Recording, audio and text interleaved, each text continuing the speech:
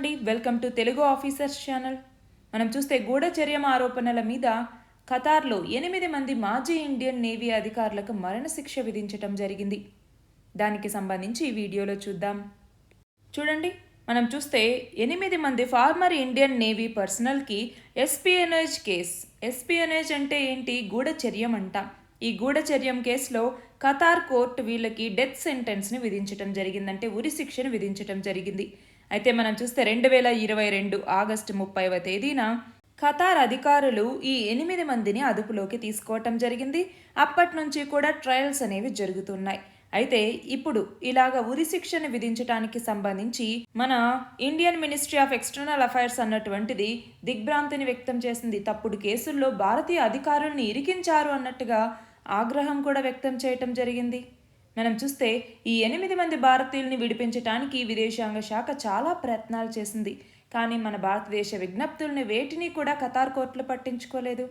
మనం చూస్తే ఇప్పుడు వీళ్ళంతా అమాయకులు, పూర్తి స్థాయి కోర్టు తీర్పు కోసం ఎదురు చూస్తూ ఉన్నామన్నట్టుగా విదేశాంగ శాఖ చెప్తోంది. అయితే చూడండి, 2022 ఆగస్టు 30వ తేదీన వీళ్ళని అరెస్ట్ చేయటం జరిగింది. 2023 మార్చి నుంచి ట్రయల్ అనేది జరుగుతూ ఉంది.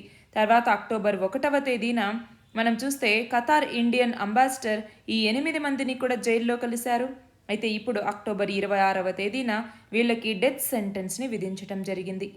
మరి ఇప్పుడు మన ఇండియాకున్నటువంటి ఆప్షన్స్ ఏంటి అంటే, 1 లీగల్ అపీల్కి వెళ్ళటం, 2 డిప్లొమాటిక్గా ఈ కేసుని రిజాల్వ్ చేసుకోవటం, 3 ప్రైమ్ మినిస్టర్ లెవెల్లో పొలిటికల్ ఇంటర్వెన్షన్ తీసుకురావటం, పార్డన్ రిక్వెస్ట్ని పెట్టడం, లేదు అంటే ఒక ఇంటర్నేషనల్ క్యాంపైన్ని బిల్డ్ చేయటం.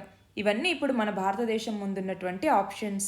అసలు ఈ కేసు అనేటటువంటిది ఎందుకు పడింది అంటే, మనం చూస్తే జలాంతర్గామి కార్యక్రమానికి సంబంధించి వీళ్ళంతా గూఢచర్యం చేశారు అన్నట్టుగా ఖతార్ ఆరోపించడం జరిగింది. కానీ మనమేమో కాన్సులర్ యాక్సెస్ ద్వారా వాళ్ళని విడుదల చేయాలన్నట్టుగా ప్రయత్నిస్తూ ఉన్నాము.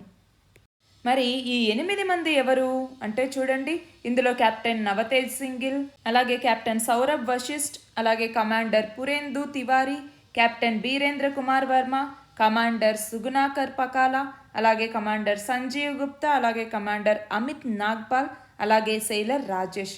వీళ్ళంతా కూడా అక్కడ ఉన్నటువంటి అల్ దహ్రా గ్లోబల్ టెక్నాలజీస్ తరపున, చూడండి, Al Dahra global technologies and consultancy services అన్నటువంటిది డిఫెన్స్ సర్వీసెస్ని అందించేటటువంటి ఒక కంపెనీ అనమాట.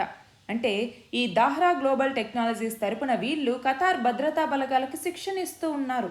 అయితే ఈ కంపెనీ రాయల్ ఒమన్ ఎయిర్ ఫోర్స్కి సంబంధించిన రిటైర్డ్ స్క్వాడ్రన్ లీడర్ అయినటువంటి ఖమీస్ అల్ అజ్మీ ఈయన యొక్క కంపెనీ అనమాట. అయితే ఇక్కడ మనం చూస్తే ఈ కమాండర్ పురేందు తివారీ ఎవరైతే ఉన్నారు, ఈయన ఈ దాహ్రా గ్లోబల్ టెక్నాలజీస్కి మేనేజింగ్ డైరెక్టర్గా ఉన్నారు. అతనికి 2019వ సంవత్సరంలో మన భారత్కి మరియు ఖతార్కి మధ్య బైలేటరల్ రిలేషన్స్ని పెంపొందించడానికి ఆయన చేసినటువంటి కృషికి గాను ప్రవాసీ భారతీయ సమ్మాన్ అవార్డు కూడా వచ్చింది. అంతేకాదు 2 దేశాల మధ్య సంబంధాల గురించి చూస్తే 2023వ సంవత్సరానికి 2 దేశాల మధ్య అంటే ఇండియాకి ఖతార్కి మధ్య డిప్లొమాటిక్ రిలేషన్స్ అనేటటువంటివి మొదలై 50 సంవత్సరాలు పూర్తయ్యాయి. చూడండి, 1973లో 2 దేశాల మధ్య డిప్లొమాటిక్ రిలేషన్స్ అనేవి స్టార్ట్ అయ్యాయి. అయితే ఈ నేపథ్యంలో ఖతార్ మ్యాప్ కూడా మనకి ఇంపార్టెంట్ అండి. అరేబియన్ పెనిన్సులాలో చూడండి, సౌదీ అరేబియా అన్నటువంటిది ఖతార్కి వెస్ట్ సైడ్ ఉంటుంది, రైట్ సైడ్ ఏమో పర్షియన్ గల్ఫ్ అన్నటువంటిది ఉంటుంది, అలాగే నార్త్లోకి వచ్చేసరికి బహ్రెయిన్ ఉంటుంది, అలాగే సౌత్లో కూడా సౌదీ అరేబియానే ఉంటుంది. అయితే ఖతార్ ఏ దేశంతో ల్యాండ్ బార్డర్ని పంచుకుంటుంది అంటే సౌదీ అరేబియాతో మాత్రమే.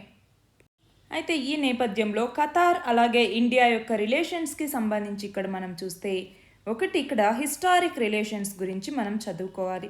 హిస్టారిక్ రిలేషన్స్కి సంబంధించి ఏం చెప్తాము, 2 దేశాలు కూడా ఎన్నో సంవత్సరాల నుంచి ఫ్రెండ్లీ రిలేషన్స్ అనేవి ఉన్నాయి. 2008వ సంవత్సరంలో అప్పటి మన ప్రధాని అయినటువంటి మన్మోహన్ సింగ్ ఈయన ఖతార్ విజిట్ చేయటం జరిగింది.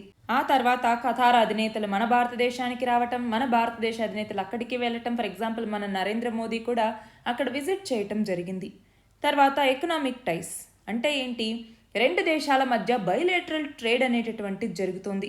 మనం చూస్తే 2 దేశాల మధ్య ఈ బైలేటరల్ ట్రేడ్ ప్రస్తుతం $15 బిలియన్ ఉంది. అందులోనూ ఎక్కువగా ఏమేమి ఉంటాయి అంటే న్యాచురల్ గ్యాస్ అన్నటువంటిది, ఎల్ఎన్జి, అలాగే ఎల్పిజి ఎక్స్పోర్ట్స్ అనేవి మన భారతదేశానికి ఎక్కువగా జరుగుతూ ఉంటాయి. అలాగే రెండు దేశాలకి సంబంధించి లేబర్ రిలేషన్స్ అనేవి ఉన్నాయి. ఎందుకంటే మన భారతదేశానికి సంబంధించినటువంటి వ్యక్తులు చాలామంది అక్కడికి వెళ్ళి వర్క్ చేసేటటువంటి వాళ్ళు ఉన్నారు.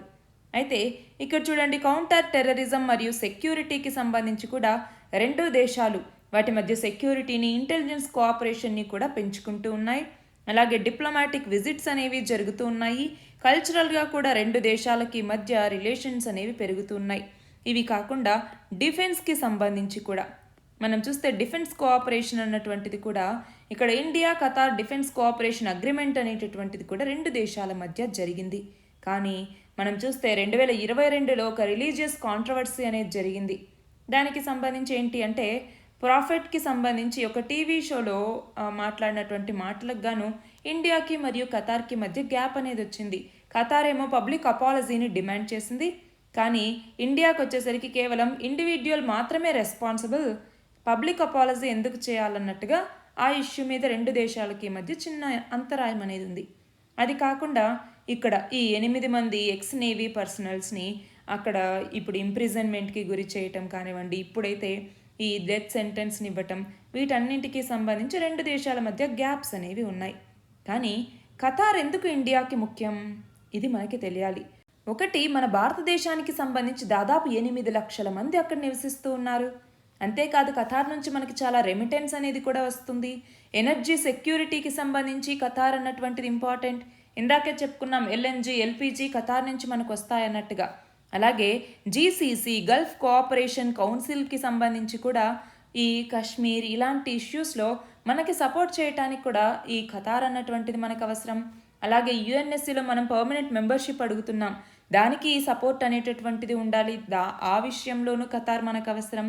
అలాగే మనం చూస్తే విప్రో, మహేంద్ర, అలాగే ఎల్ఎన్టీ అన్నటువంటిది ఇవన్నీ కూడా ఇప్పుడు ఖతార్లో కూడా పనిచేస్తూ ఉన్నాయి. అలాగే గల్ఫ్ రీజియన్లో మన ఇండియా యొక్క ఎనర్జీ, మ్యారిటైమ్ సెక్యూరిటీకి మరింత ఇంపార్టెన్స్ని, అలాగే మరింత స్టెబిలిటీని తీసుకురావాలి గల్ఫ్లో అంటే దానికి కూడా ఖతార్ అన్నటువంటిది ఇంపార్టెంట్. అలాగే ఇంకొకటి గుర్తుపెట్టుకోవాలండి, అది ఏంటి అంటే జైర్ అల్ బహర్ అన్నటువంటిది. జైల్ అల్ బహర్ అంటే మీనింగ్ ఏంటి అంటే రోర్ ఆఫ్ ద సీ అనేసి. ఇది మన భారతదేశానికి అలాగే ఖతార్కి సంబంధించి నేవల్ ఎక్సర్సైజ్ అనమాట.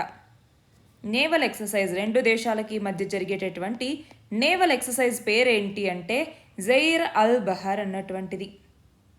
ఇది ఖతార్కి సంబంధించి అలాగే గూఢచర్యం ఆరోపణల మీద ఖతార్ కోర్టు మన యొక్క మాజీ నేవీ అధికారులకి విధించినటువంటి తీర్పుకి సంబంధించి.